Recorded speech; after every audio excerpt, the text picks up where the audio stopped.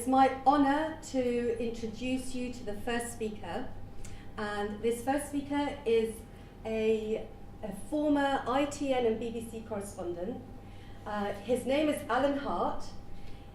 For those of you who don't know, he covered wars and conflicts all around the world. He's also an author of books about the conflict in particular within and over Palestine. It's a conflict that he describes as the cancer at the heart of international affairs. So please give a really warm welcome to Alan Hart.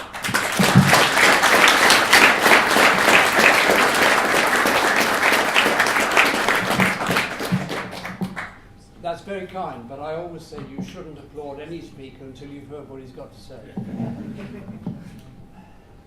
I'm proposing to talk for about 20 minutes and then use the rest of our time in dialogue, because I think what I've got to say will provoke a few questions. And I want to start with a promise. The microphone.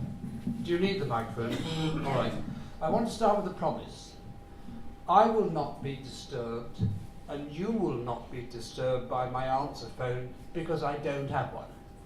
I've thrown it away because I'm trying to stay human.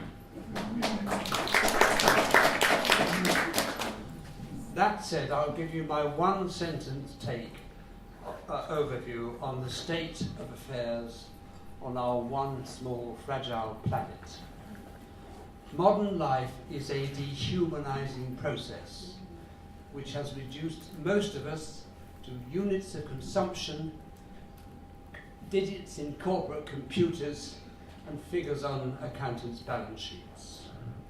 Now, what this suggests to me, my friends, is that the prime task for each and every one of us is to claim back our humanity.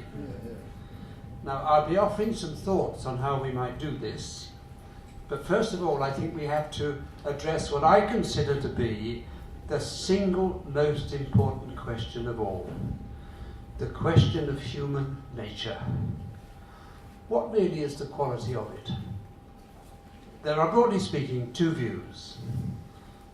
One is the pessimistic view, which is more or less an article of faith for most politicians and mainstream media people, and many corporate executives, bankers especially, that we human beings are inherently and unchangeably short-sighted, selfish and greedy, preferring to live for today at the expense of tomorrow.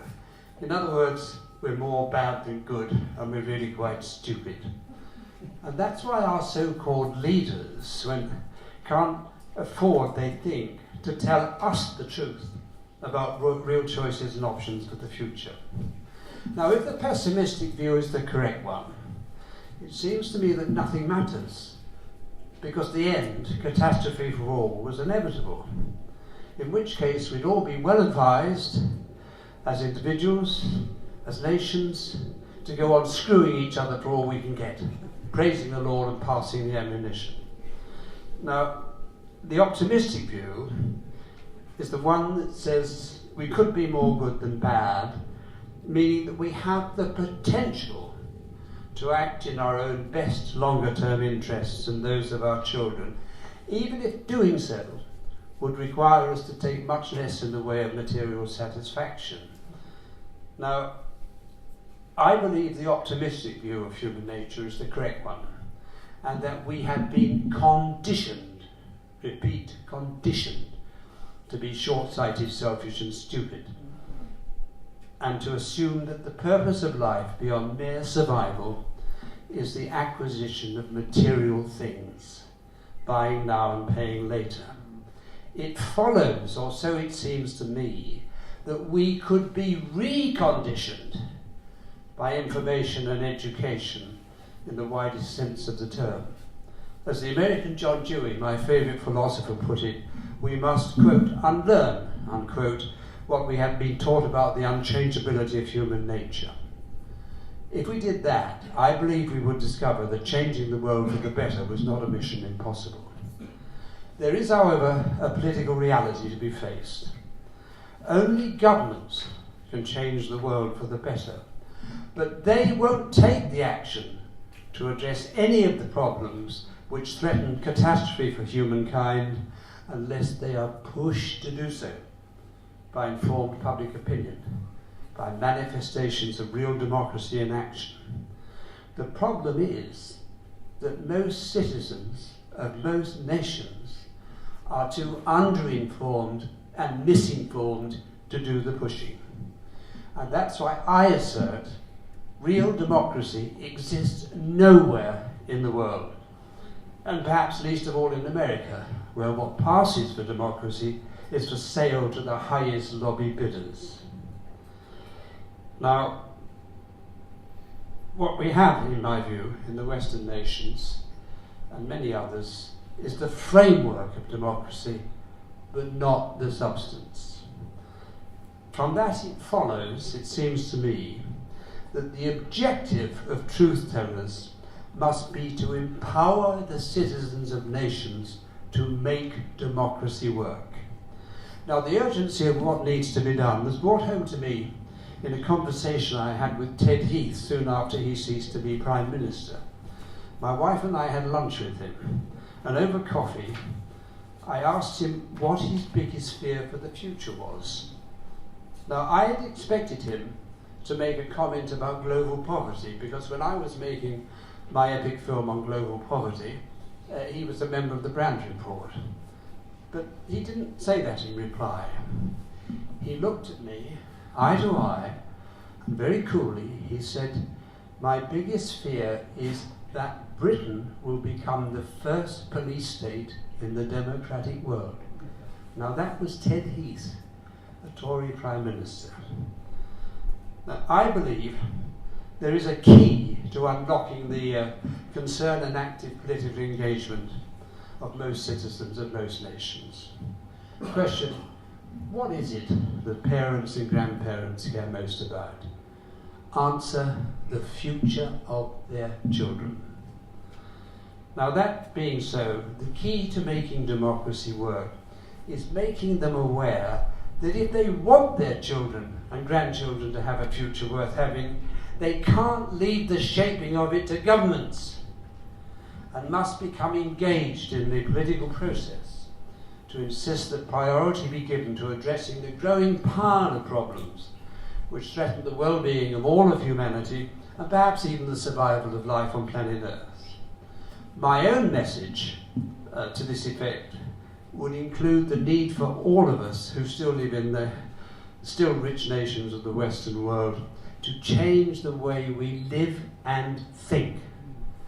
Now, changing the way that we live would require us to accept that we can't go on expecting to have more and more in the way of material gratification. And at this point, I'll inject a personal note.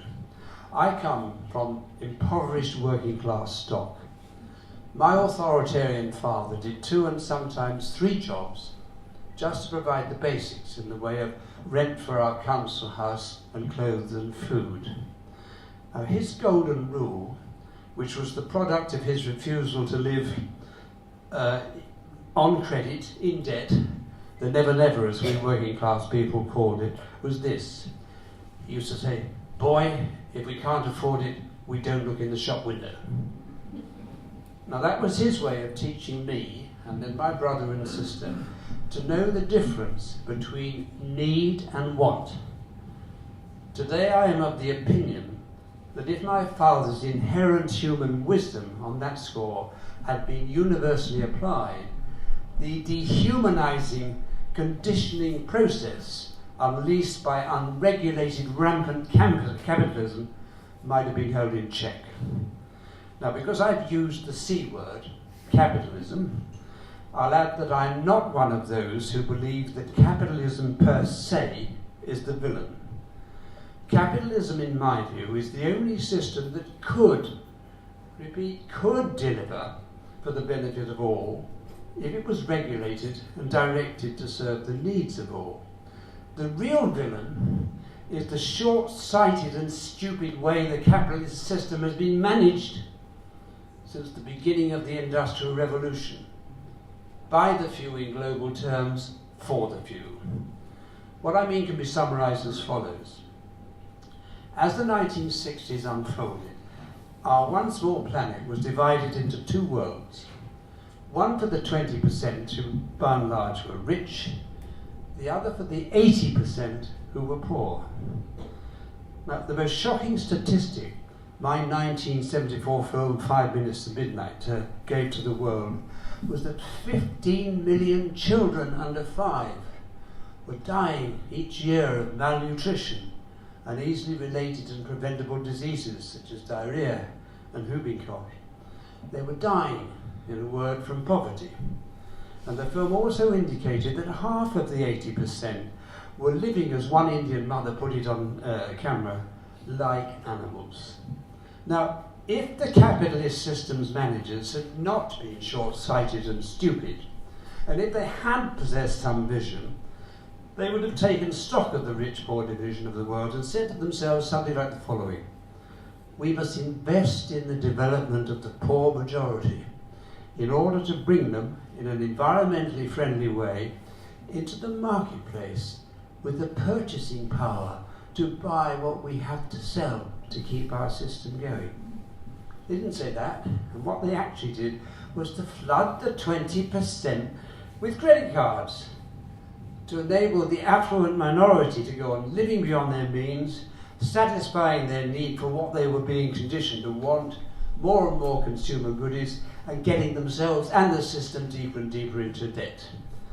Then came the madness of the greedy bankers, who turned parts of their institutions into gambling casinos and played games to enrich themselves and which had little or nothing to do with the real economy. Now, in verbal parenthesis, I'll add that I am one of those who believe that more than a few bankers should be in jail today, along with Tony Blair, George Bush and Dick Cheney. Now, changing the way we think would require us to see ourselves as citizens of one common humanity. Now, as a result of my own global learning experiences, I don't see myself first and foremost as white, English, British, with blue eyes and blondish hair. I am a citizen of the world, period. And to tell you the truth, I don't want an English cricket or an English football team to win just because I'm English. It's a bloody good job, I think, like that, given the humiliating collapse of the English batting yesterday. But if we could see ourselves in the light of one common humanity, I really do believe that changing the world for the better would not be a mission impossible. Now, a few words, and maybe these are the most important words I will say, about what I regard as the problem with the truth.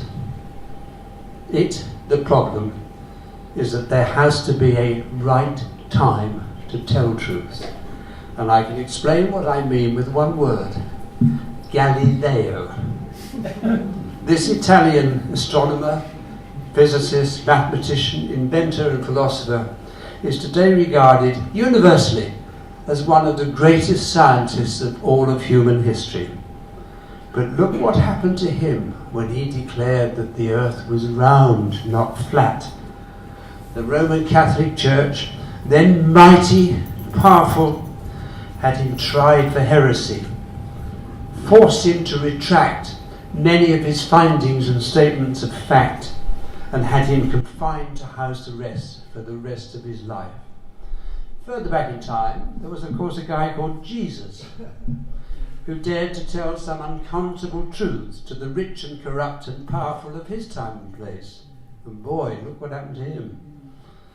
Now, the conflict in and over Palestine that became Israel is, as Tahra quoted me as saying, the cancer at the heart of international affairs. And I know from personal experience how costly and even dangerous it can be to tell the truth about the making and sustaining of it, when powerful vested interests do not want that truth told. As some of you here know, I have been committed for the past 30 years to telling this truth. And the essence of it is in 4 parts, which I can summarize in 1 minute. 1. Most, if not all, the Jews who went to Palestine in response to Zionism's call, and frankly most Jews everywhere, have no biological connection to the ancient Hebrews. The assertion that there are two peoples with an equal claim to the same land is what President Carter would call BS, which stands for bullshit. Israel was created mainly by Zionist terrorism and ethnic cleansing. In other words, by the doing of a terrible and criminal wrong to the Palestinians. 3. The assertion of Israel's leaders that their state has lived in constant danger of annihilation, that driving into the sea of its Jews is Zionist propaganda nonsense. As I document in detail in my book, Zionism, the Real Enemy of the Jews, Israel's existence has never ever been in danger from any combination of Arab military force, because despite some stupid rhetoric to the contrary, the impotent, corrupt and repressive Arab regimes never had any intention of fighting Israel to liberate Palestine. And fourthly, Zionism has no interest in peace on terms which would provide the Palestinians with an acceptable minimum amount of justice. I could go on this subject, including why Zionism, not the Arabs nor Iran, is the real enemy of the Jews, but I won't. I'll only say that when the first 2-volume UK edition of my book was published in 2005, I was aware that it was at least a decade ahead of its time, to tell the truth it represented. So I was not at all surprised when Zionism and the Arab regimes put great effort into causing my book to be suppressed to the maximum extent possible, and to having me denied access to mainstream television and radio. Zionism's message to book publishers and the mainstream media was, in effect, Alan Hart and his book do not exist, as apparently the Palestinians did not once exist. Incidentally, there is no such thing as a, quote, Palestine problem, unquote. There is a Jewish problem in and over Palestine, and I think Gilad would agree with me on that. In passing, I'll add that I think there are some truths that will never be known. The truth about who authorized the assassination of President Kennedy and who fired the shots that killed him is one obvious example. Another is the truth about who was really responsible for 9/11. Now, a quick thought about numbers. Whenever I talk about the need for truth-telling to mobilize citizens to make democracy work, there are always people who say, Alan, you're right in theory, but in reality, we know our leaders and their government don't care what we think. And the example the pessimists always give to support their point is Prime Minister Blair's refusal to change his mind about joining with Bush for war with Iraq after between 1.5 and 2 million people of all classes, all ages, and all faiths demonstrated against the war. In response, I say that's only half the story. We've learned from what some of Blair's cabinet ministers subsequently said and even wrote, that as that anti-war demonstration was taking place, the cabinet was wobbling. The point is that up to 2 million people demonstrating against Blair's war policy didn't cause him to change his mind, but 3 or 4 million demonstrated almost certainly would have done.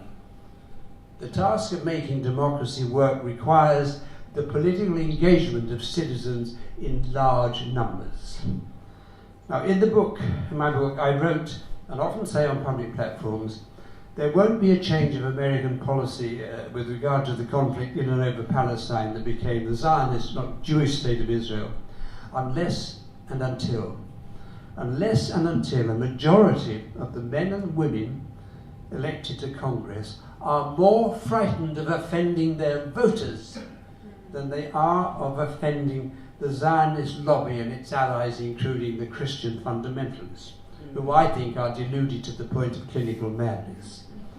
Now, I truly believe that principle can be applied across the board in the Western nations. What I mean is that our governments are not going to address seriously any of the critical questions that will determine the future of life on planet Earth, unless and until they are more frightened of offending their voters than they are of offending the vested interests which pull their strings. Now, once again, we are back to the need for truth-telling about the real choices and options for the future in order to empower citizens to make democracy work.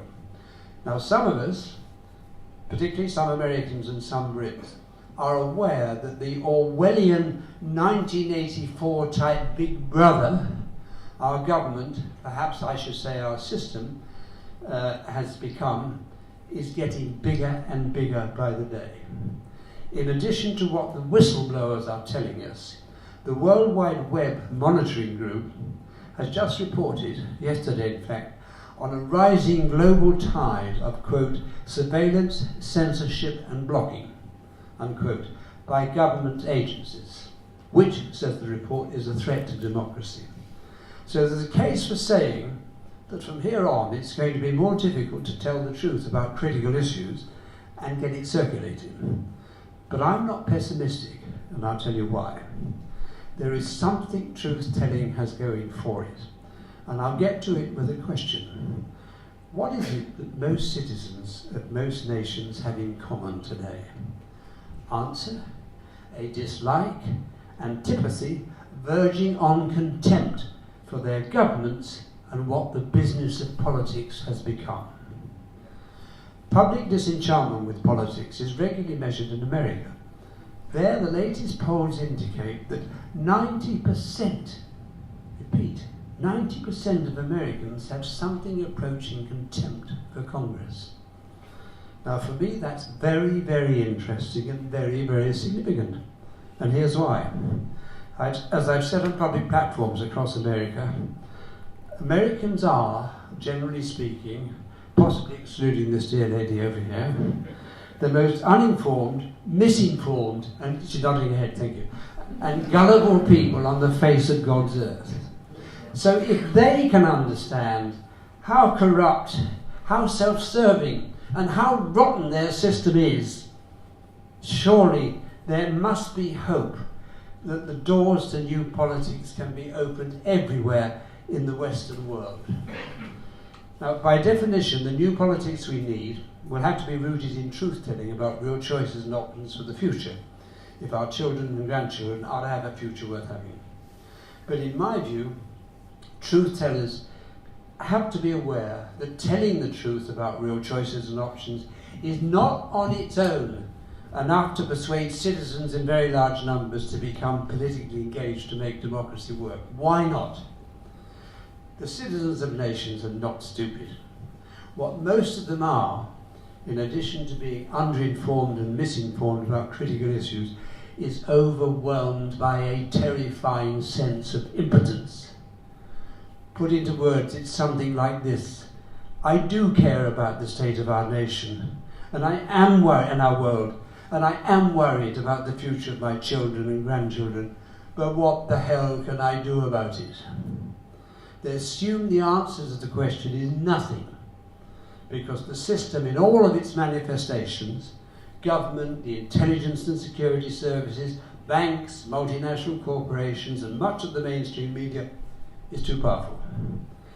It follows, or so it seems to me, that truth-telling about critical issues, including real choices and options for the future, must be accompanied by an explanation of what has to be done to make democracy work. It's not really complicated. On one level, becoming politically engaged means telling those who seek our votes what we really think, and that we won't vote for them unless they play their necessary part in causing critical issues to be debated. On another level, it means organising and being prepared to participate in protest marches and demonstrations, peacefully of course. And yes, there is a case for well-organised boycotts to press home points. Now, in summary, if I am right to have an optimistic view of human nature, on the assumption that it could be reconditioned by truth-telling, democracy can be made to work. And I'll close before we go to questions by offering you my thoughts on heaven and hell. And I'll preface them by saying that I personally do not believe in a creator, omniscient God, a magician in the sky, who is working out his purpose for us or through us.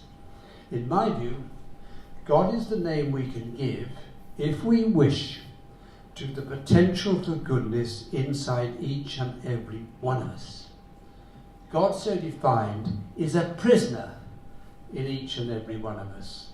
And the name of the game for each and every one of us ought to be liberating this prisoner. Now, in my view, heaven and hell are earthly states of mind, which kick in when we begin to think about the approach of the Grim Reaper, death. When we do so, and unless we are stupid, the question for each of us is, what have I done with my life? Now, if we can conclude that to the limits of our talents and resources, we did our best to make a difference by serving a cause or causes beyond self, we can face the approach of death knowing that we have not wasted our life. That's heaven. If, on the other hand, the honest answer is that we have not made use of our talents and resources as well as we could have done, or at all, to make a difference, and that to some extent we have wasted our life, that's hell. In verbal parenthesis, I'll add that I imagine many obscenely wealthy Gulf Arabs are guaranteed to discover hell. Some months ago, the Forbes magazine named one of them, one of the hundreds of Saudi princes, as the 25th richest man in the world, and he protested angrily, "I'm not the 25th, I'm the 17th. Oh, God save us. Look, in conclusion, we all need something to believe in. If not the God of any institutional religion, if not the God of money and materialism, if not the God of war and conquest, what can we believe in? I say, why not believe in ourselves and our ability, if we are willing to seek, speak and spread the truth, to become politically engaged, to make democracy work and cause our governments to change the world for the better, to give our children and grandchildren at least the prospect of a future worth having. If we fail them, they will not forgive us. Thank you.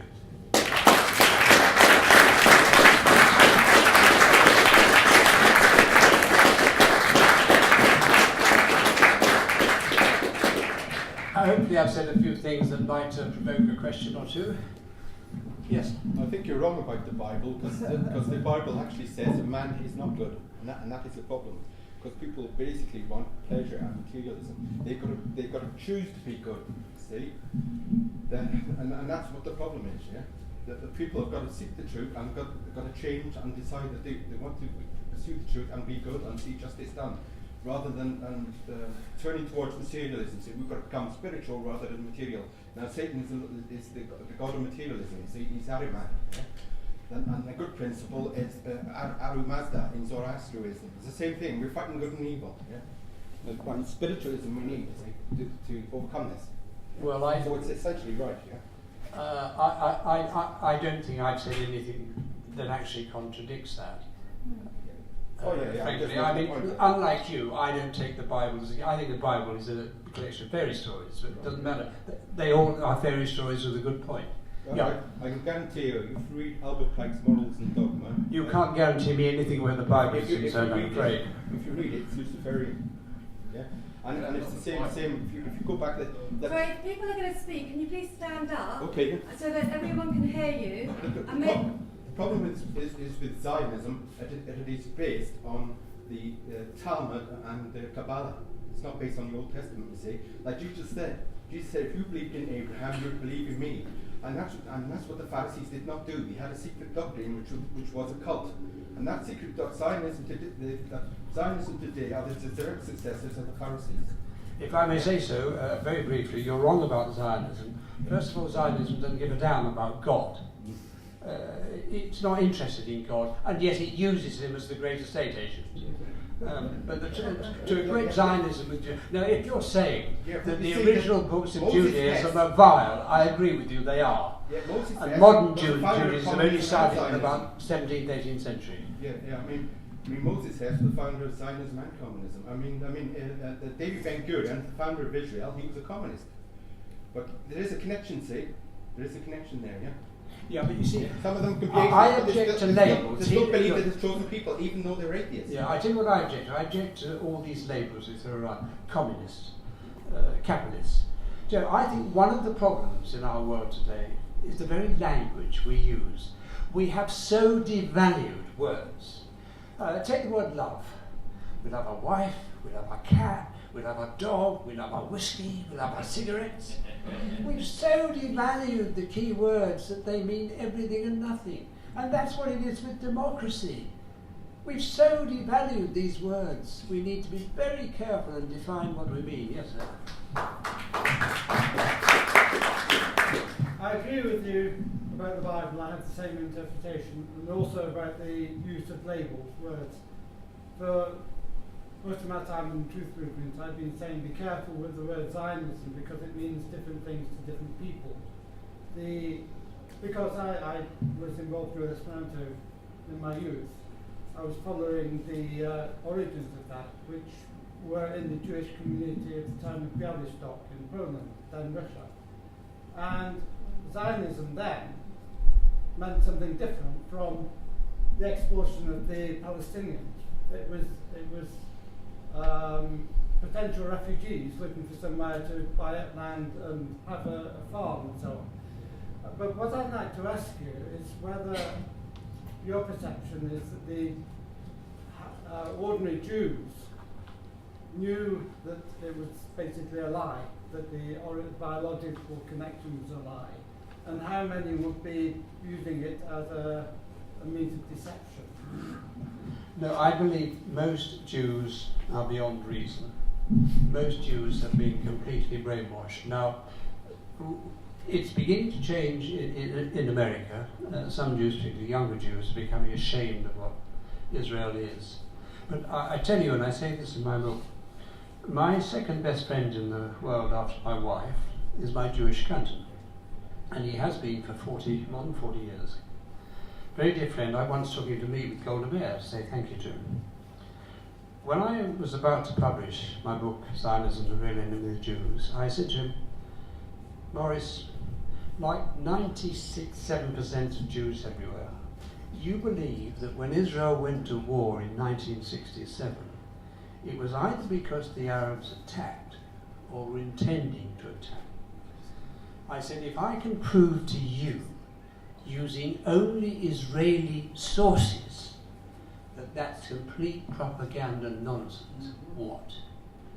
My dear friend was silent for more than a minute, and then he said, if what I believe about that war is not true, everything crumbles. Wow. Yeah.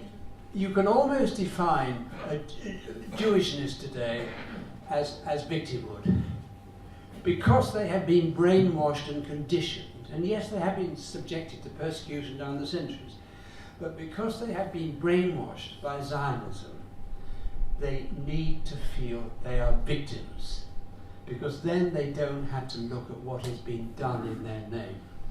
But I tell you, I have two driving motivations. One is justice for the Palestinians for its own sake. But the other, I would like to contribute to the understanding needed to stop Holocaust too, which is my shorthand for another great turning against the Jews. At present, I believe it will happen. And here is the greatest paradox in all of human history, in my view. Israel was created to be a refuge of last resort, insurance policy for the Jews, when there is another great turning against them. The truth is that it's the policies, it's the self-righteousness, it's the arrogance and power of Zionism's leaders that is creating not yet anti-Semitism, but creating a rising global tide of anti-Israelism. And as a great Israeli director of military intelligence, a man called Jehoshaphat Hakabi, wrote in a book a few years ago, the danger is that this anti-Israelism will be transformed into anti-Semitism. Yes. So I think the Jews have got to help themselves, particularly the Jews of America and Europe. At a minimum, they've got to distance themselves from the monster that Zionism is in action. But I think they've also got to come out and speak out. You see, I truly believe that any Israeli government is capable of telling any American president and the whole world to go to hell. But if the Jews of the world come out and say, enough is enough, there must be an acceptable amount of justice with the Palestinians, I don't think that even a Netanyahu or a Lieberman-type government could tell the Jews to go to hell. So I think the Jews have a very important role to play. But don't lose sight of the quote I gave you from my Jewish accountant. If what I believe is not true, everything crumbles. Gilad. Yeah, just, you want to say something that is very interesting for me. A kind of a quest for the Jews to liberate themselves. Well, what about the possibility that Jewishness and Jewish tribalism is actually maintained by anti-Semitism? Because if this is the case, Jews are not going to stop anti-Semitism because they're defined by anti-Semitism. And this is why the chance that the Jews will really save their people in Palestine is really almost dismissal. You know, we couldn't take it seriously. I think Gilad is probably right that Zionism, maybe not Jews, because I do draw a distinction.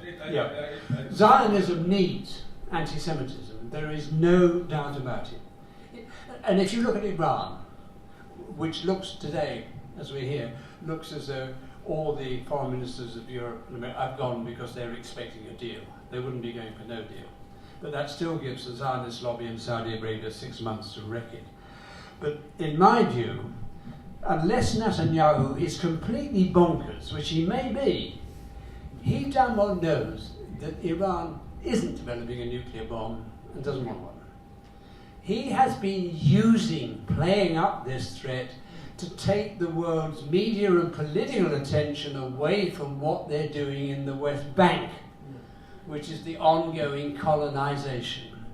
But back to Gilad's point, I think there is no doubt Zionism needs anti-Semitism. I would actually just add that actually anti-Semitism is as old as the Jews.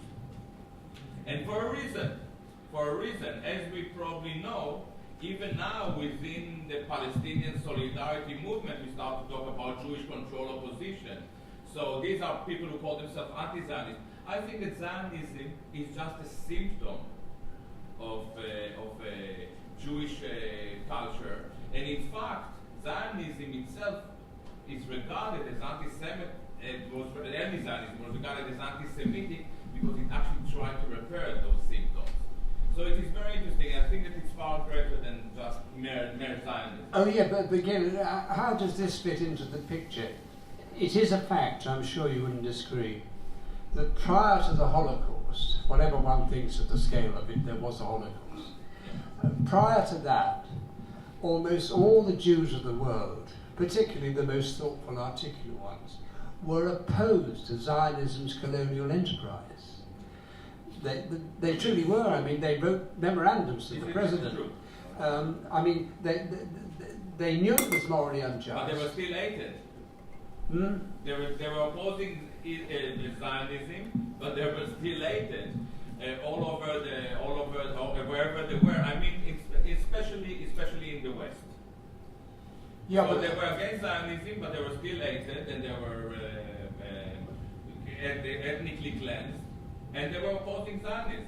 And in fact, the Bundists, who were the most anti-Zionist, were the most hated Jews in the history of these people. yeah, it's extremely complicated, but I think what you're saying, and I fear you may be right, is that it's probably going to be impossible for enough Jews to change their perception, to read the Riot Act, to the in Israel. It may be too late, but you see, if it's too late, what's going to happen?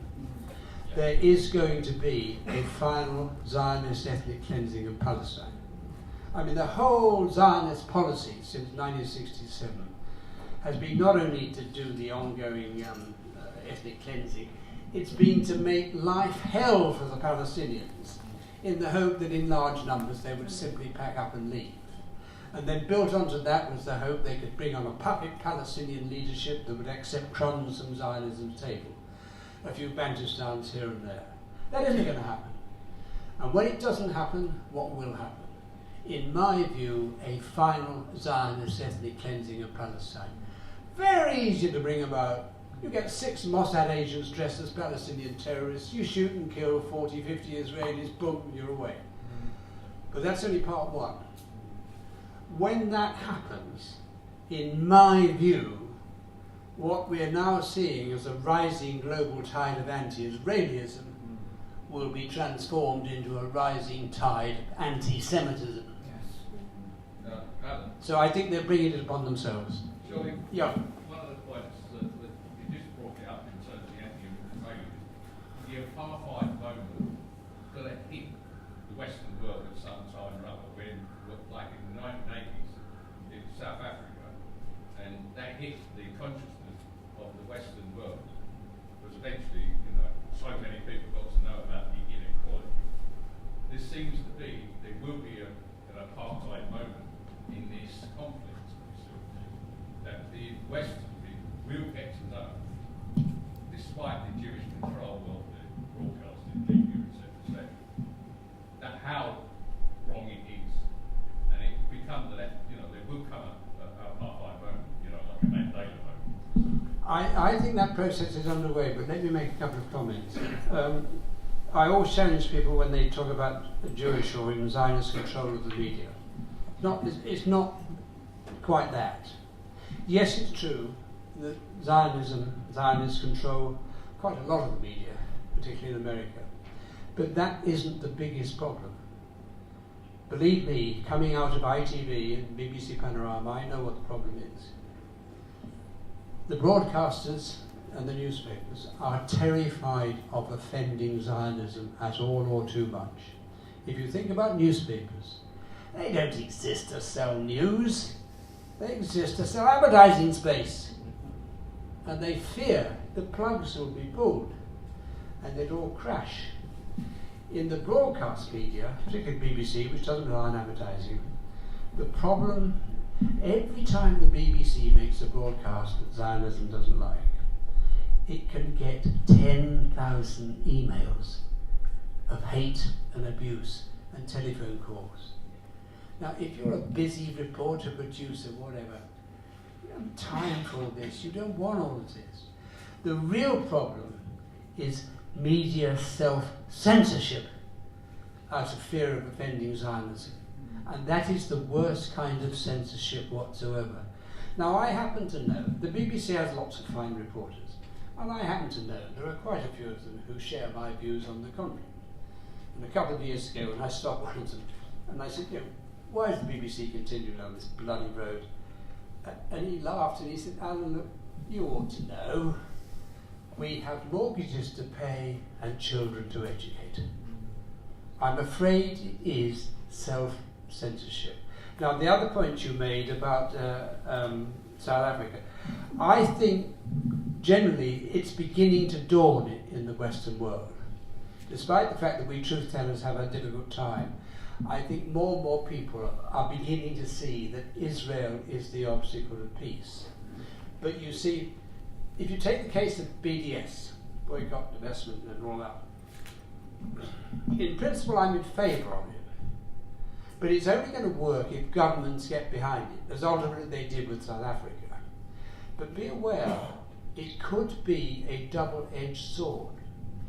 It is possible that if there was really BDS, if the governments were involved, it is possible that a majority of Jews in Israel would say to their leaders, hey, enough's enough. We must be serious about peace with the Palestinians. It is also possible, believe me, and I'd like Gilad to be on this, it's also possible that it could drive the Zionists in Israel deeper into their lager and say, here it comes again. So I think the jury is out on that. We don't know which way it would go. What do you think, Gilad? I don't know. My approach, as you know, is like, and as you mentioned earlier on, I think that it's a Jewish problem,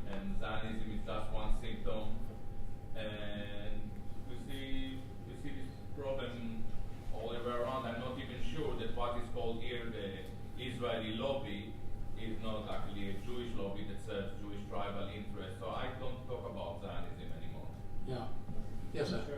I just wonder if the word you have not used throughout is the sense of victimhood by Jewish society. No, I did. I actually said you can almost define being Jewish as the need for victimhood. Well, I think that's really what drives the situation now. The inability of media to criticise Israel because it